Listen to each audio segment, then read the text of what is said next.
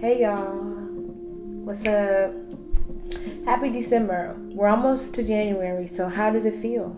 I feel like we just got here, like it was just January 2018, and here we are in December. So how do you feel going through all the retrogrades and the self-discovery? Because if you are awake and aware in this United States, in this world, then you completely feel the shift of knowledge, the shift of power, the shift of a new era coming in the horizon. Actually, it's here already. So what part have you been playing in it? How do you feel? Because I, for one, feel powerful. I feel like I am unstoppable and I'm learning more about myself. So what have you gained this year?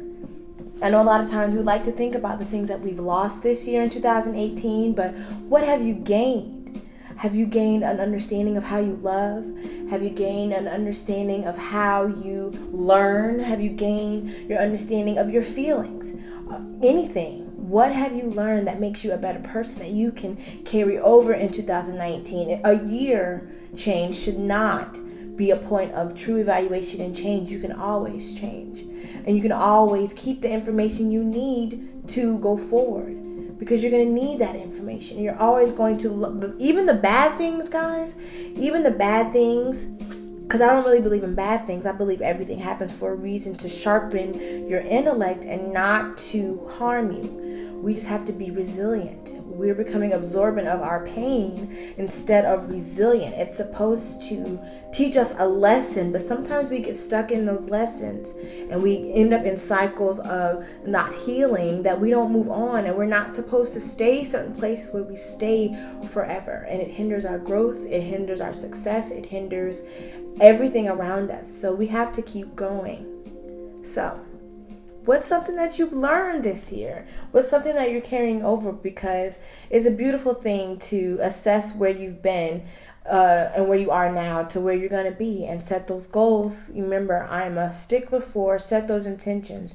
And when you do, visualize it happening how you would feel. Because 2019 is just another year. It's just the next day of something. So you continue to do what you're doing to strive forward and upward, and you will always be successful. So one thing I challenge you to do is stop putting a time frame on things. Stop saying, well, this year or next week or this. Stop putting, just do. Just absolutely do. Just absolutely live in your truth, because nothing is stopping you but you most of the time. Like after you've gotten all the acceptance, the go ahead, the affirmations that you need, the last step is you. So if you feel empty, if you feel lost, even though you've been told what your talents are and what your gifts are, if you don't believe it in yourself, what's the point? So 2018, 2019, 2020, whatever, just do.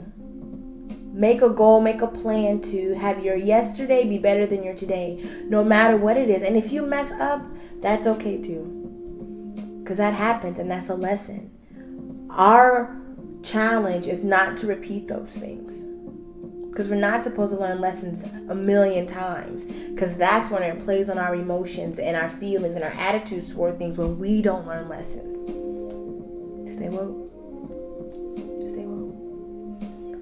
But once again, I have a podcast, the Black Librarian Podcast. Is on all streaming posts. Right now, I have episode of chapter 15. I like to call Let It Go.